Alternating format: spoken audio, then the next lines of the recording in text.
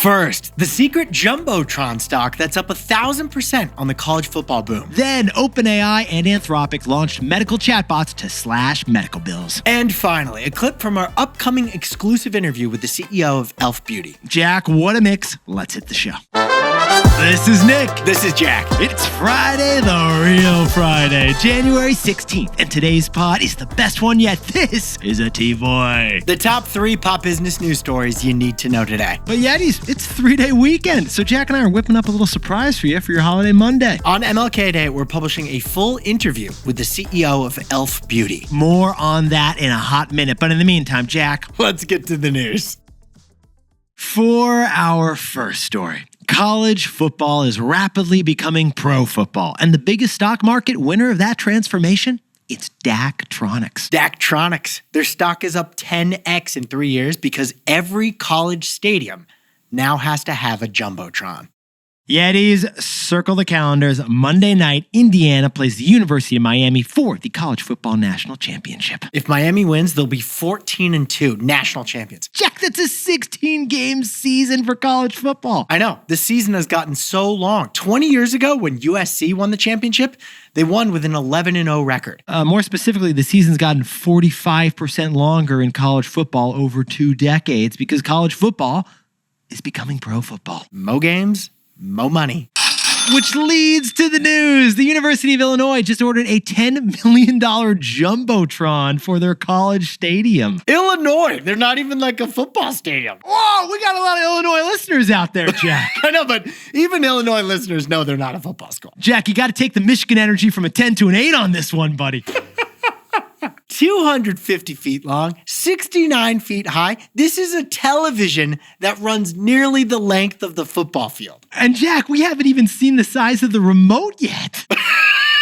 True. And that Jumbotron is all going to be booked as $10 million of revenue for Daktronics. Pause the pod. Yetis, Daktronics is the pride of Sioux Falls, South Dakota. And by Jack's and my research, the only publicly traded company from Sioux Falls, South Dakota. Well, the only South Dakota company we've covered on the pod so far. Fair point, Chad. And quietly, they've become the biggest brand in what they call scoring and audio-visual systems. Wild industry. It's way cooler than how they call it. So let's go back to their history. In 1968, Daktronics built the first electronic basketball scoreboard. In 1980, they did all the scoreboards for the Lake Placid Winter Olympics. In 1998, they did the first Jumbotron at an NFL stadium for the Tampa Bay Buccaneers. You could watch that QB sneak in HD. And then in 2001, they pivoted from sports to digitize the outdoor billboard. Yeah, you know the Coca-Cola sign in Times Square? Yep, that's Daktronics' work. And then in 2017, they built what at the time was the world's largest screen at Mercedes-Benz Stadium in Atlanta where the Falcons play. And finally, fast forward to today, and the biggest screen in the world is the exterior of the Sphere in Las Vegas, and Daktronics did not do that one. No, they actually didn't do the biggest screen. No, they faced some competition, including from Sony, Samsung, and a bunch of other companies you never heard of. But still, Daktronics' stock has jumped 1,000% in the last 3 years because investors focus on the future. They focus on the growth potential. And that growth is that college football is becoming pro football. So Jack, since you are a 4-time backup starting quarterback who also holds multiple disputed D3 records. No, not disputed. Undisputed. I'll share the record at the end of the pod. So, Jack, what's the takeaway for our buddies over Daktronics? It's arena arbitrage. Every college stadium is actually an NFL stadium. They just don't know it yet. Yetis, full disclosure, Jack and I love how college sports is different than pro sports. We both played college sports. We love the amateur game. The bleachers, the pep band, the silly halftime rituals, and the much lower priced tickets. Yeah, especially for our lacrosse games. But the reality is that college sports is now pro sports, which means prices are going up. Just about every NFL stadium already has a huge Jumbotron. It's key for the nosebleeds. You can't see the field, but you can see the big screen. But to justify higher priced tickets, it won't just be the University of Illinois buying a Jumbotron from Daktronics. In our opinion, all 136 Division I college football programs are going to buy a Jumbotron, and it might be from Daktronics. Plus, colleges would use those Jumbotrons for concerts as well. Daktronics reveals the arbitrage opportunity of college arenas. Every college stadium is about to become an NFL one. For our second story, it's ChatGPT. I'm sorry. Dr. ChatGPT. Because OpenAI and Anthropic both just launched health bots in the same week. Nick, they didn't go to artificial medical school for nothing. I didn't see that in the prescription, Jack. Yeti's ChatGPT Health is the healthcare industry's Ozempic Moment. Now, Yetis, interestingly, last week, Elon Musk said that going to medical school in 3 years will be pointless. Because robots will be able to perform surgery. Well, Elon's arch nemesis, Sam Altman, doesn't think that's going to take 3 years. He thinks that's today. Because last week, OpenAI snagged some scrubs and a stethoscope to launch ChatGPT Health. A dedicated space for conversations with a chatbot about your health. The virtual doctor will see you now. That's the best part of virtual health. No waiting. Although I should point out there is a wait list for this app, so it kind of is waiting. That is ironic. Now, the reason they launched this is because, well, the data. 230 million people were already asking questions on health and wellness every single week to ChatGPT. And now those questions will be siloed away on ChatGPT Health so that they remember your health situation and layer on some extra privacy and security. Yeah, what Jack's saying is like if you use ChatGPT at work and ask it to make you a deck on the quarterly earnings report, it won't accidentally stick a picture of that thing on your thigh you uploaded on slide 7. I know. What the heck is that thing? Now, funny timing, because 1 week after OpenAI's announcement, on Monday, Anthropic launched Claude for healthcare. Basically, Anthropic, OpenAI's rival, launched the same thing for the same exact medical reason. And the key value proposition for both of these healthcare apps is that you can upload your whole MyChart.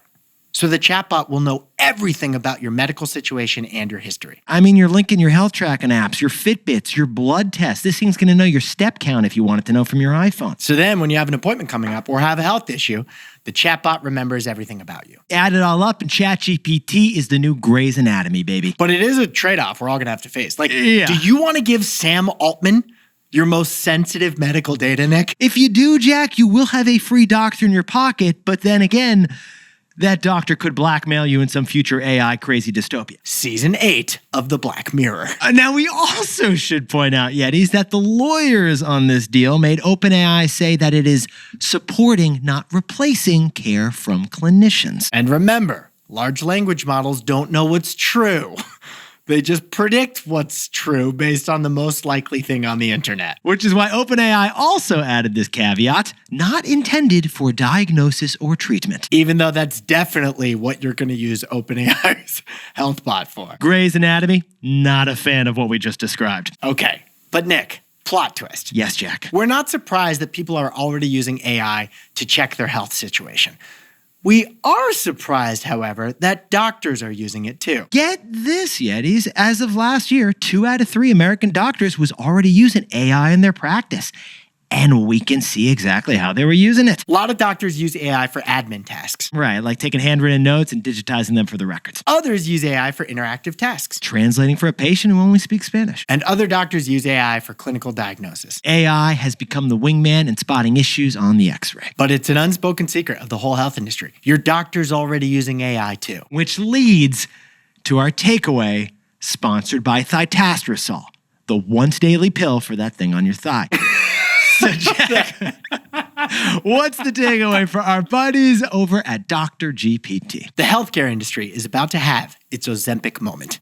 Yetis, this is wild, but 30% of healthcare costs in America are for administrative work. 30 cents of every buck we spend goes to paper and paper pushers. Literally paper. Like, how many times have you written your address on the same paper form for the same doctor's office? Zip code representative. Now, if our healthcare system can employ AI effectively in their office, then that 30% admin share can go way down. The analogy here, like taking Ozempic, healthcare costs can slim down with this new technology. But patients can maybe cut down their healthcare costs too, with fewer and more efficient healthcare visits. I mean, Jack, how many times have you visited a doctor, a hospital, or an urgent care to learn it was actually nothing on your thigh? Dr. GPT in your pocket might prevent a trip next time when you have a false alarm. So besties, both on the patient side and on the industry side, AI can lower the costs in healthcare. The healthcare industry, it's about to have its Ozempic moment.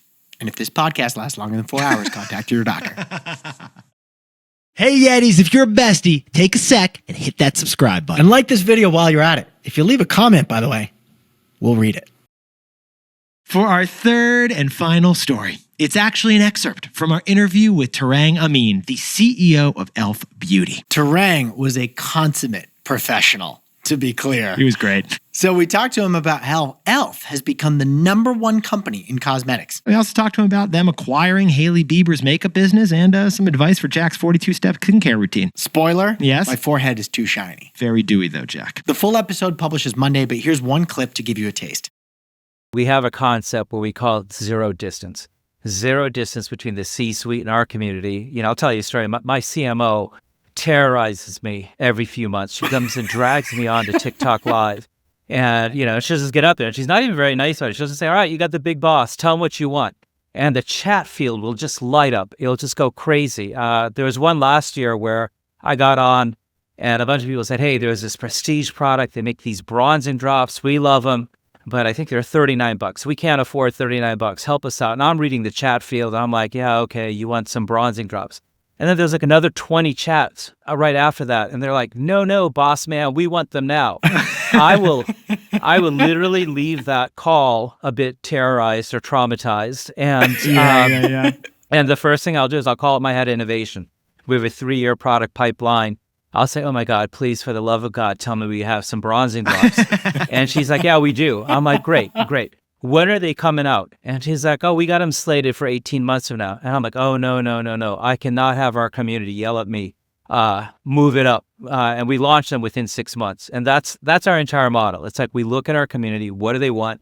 Where can we bring the best of beauty, put our e.l.f. twist on, and bring it at an incredible value? And that's fueled the entire model, particularly this day and age. Our strength with our community, particularly on social, really makes that model work, where we're not dependent on some celebrity or advertising or something else to be able to get the word out.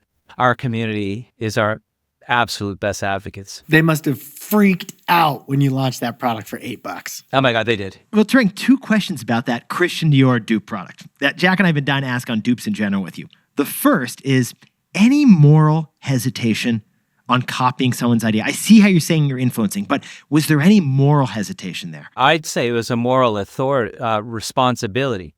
I actually think it's immoral to charge a consumer $40, $50 or something that we can clearly show you can make for less and actually have just as good or better quality. And, I mentioned earlier, 2/3 of Americans live paycheck to paycheck. We think it's immoral to charge a lot of money to those people who are barely making it. So we take great pride in being able to put our e.l.f. twist on and be able to have the best of prestige at a fraction of the price. Lululemon, if you're listening, Tarang Amin just made the moral case for the dupe as the right thing to do. The second question, by the way, Jack, is just why, by the way, is Christian Dior so expensive in the first place? Jack, could you whip us up the takeaways to head to the weekend? OpenAI and Anthropic both launched chatbots this month specifically for healthcare, but it does not replace your doctor. Healthcare, it's about to have its Ozempic moment, and Sammy Altman is going Doogie Howser. For our second story, Daktronics stock is surging as college sports adds pro sports features like giant Jumbotrons. Because every college stadium is now a pro stadium. They just don't realize it yet. And our third and final story, e.l.f. Beauty now sells the #1 product in all of beauty. It's the Power Grip Primer. And e.l.f. did it with their zero distance principle. And you can learn more about that and more in Monday's full interview. But besties, this pod's not over yet. Here's what else you need to know today. First, coolest bank on Wall Street, Goldman Stanley. We're calling it now. Both of those investment banks are thriving, as announced in their Thursday investment banking earnings. Remember, we covered Goldman's wild news back in November, including their record merger and acquisition advisory fee of $110 million for Electronic Arts. Well, both Morgan Stanley and Goldman Sachs earned almost exactly $4.4 billion in quarterly profits last quarter. If you're swiping Tinder on Sunday and see someone named Goldman Stanley, swipe right. They're paying for dinner. And second, Meta has begun layoffs of their Metaverse division. Sadly, 1,000 jobs are expected to be hit. Since Meta changed their name from Facebook, they've actually racked up $70 billion of operating losses in that Metaverse division. So now Zuck's cutting those stunning Metaverse losses and pivoting to AI devices like glasses. Meta may have to change their name once again. And finally, Aldi is officially America's fastest growing grocery chain. They're adding 180 new stores in just the next couple years. In this economy, German frugality is thriving. Ach yeah, Aldi has 2.5% of the grocery market here in America. They're still way behind Walmart's 25%. But they're growing fast, and they're even snagging Whole Foods faithful. If you want us to do a story at Aldi, drop a comment in the comments. Now, time for the best fact yet. This one whipped up by Jack and me before you head into the 3-day weekend. Jack, what do we got? The I Have a Dream speech by Martin Luther King Jr. was delivered in August at the National Mall in Washington, D.C. Of course, his most famous speech. But did you know he delivered that speech one time before he famously delivered it in D.C.? Dr. Martin Luther King actually kind of like soft launched the I Have a Dream speech before he really did it. Yeah, he did. A couple months prior to Washington, he did it in Detroit. And the audience must have been so floored. He's like, I'm going to do this in D.C. in front of the Lincoln Memorial. He was arrested 29 times in his life. He went to college at age 15, got a PhD at 26, and a Nobel Prize by 35. Not too shabby. Yetis, you have looked fantastic all week. Congratulations on getting to the real Friday. I promised I'd share my NCAA college football record. Oh, yeah, the disputed one. No, the undisputed one. So, as a starting quarterback at Middlebury College, I went 2-0. What winning percentage is that, Nick? By my math, Jack, that's 100%. That's an NCAA record. Yetis, happy swiping on Sundays. Celebrate the wins. If you've got a takeaway, drop it in the comments, and Jack and I will see you Monday. Celebrate the wins.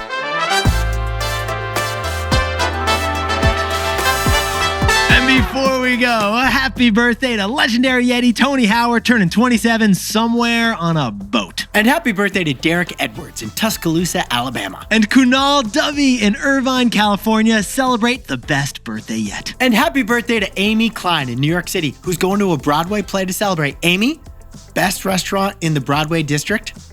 La Tanzi. It's actually where Lorne Michaels takes his guests who star on SNL. Pro tip. And across the river, a happy birthday to Mira Ashwin, celebrating in Ridgewood, New Jersey. Happy 37th birthday to Devin M. Young in Atlanta, Georgia, who's launching a fine art photo business. And Jack, legendary Eddie, Jack Tsai, is turning 39 years old. This guy is the best one yet in New York. And happy birthday to Jackson Levine, turning 14 years old in San Antonio, Texas. And Lisa Smith, happy 47th down in Gilbertsville. Happy 30th birthday to Catherine Pisani in Philadelphia. And Matt Keller, celebrate the best birthday in Laguna Beach, California, baby. And happy birthday to Lance Hunt, the DJ in Miami, FLA. And Jack, we got a new dental school student over in Virginia. Hannah Trong, you got this. Congratulations to Jeffrey Morales in San Francisco, who's got a new data scientist job at Makina Capital. And Maria Jose down in Denver just paid off their student loans. Maria. And Oliver Peterson in London, if you're listening, that was the best comment ever. Thank you for leaving that comment, man. And to anyone else celebrating something today, make it a T-Boy. Celebrate the wins.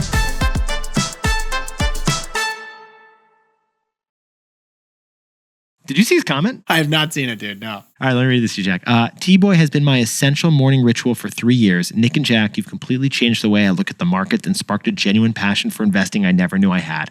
My life and my portfolio are better because of this show. Thank you for making us feel brighter every single day. Oliver Peterson in London. Wow. Wow.